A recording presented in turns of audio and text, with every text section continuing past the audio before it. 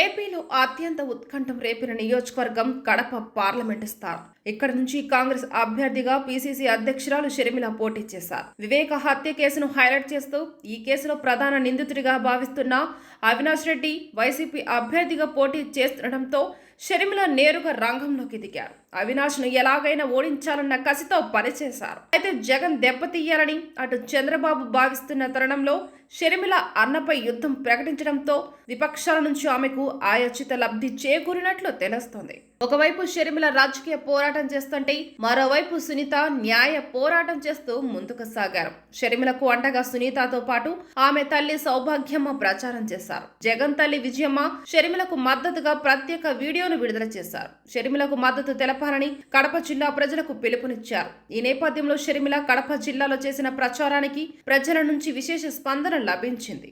YS బిడ్డగా అడుగుతున్నా న్యాయం చెయ్యండి, కొంగు చాచి అడుగుతున్నా న్యాయం చేయండి అంటూ షర్మిల అడిగేసరికి కడప జిల్లా ప్రజల్లో ఒక రకమైన చేంజ్ కనిపించింది. ముఖ్యంగా క్రాస్ ఓటింగ్ జరిగినట్లు తెలుస్తోంది.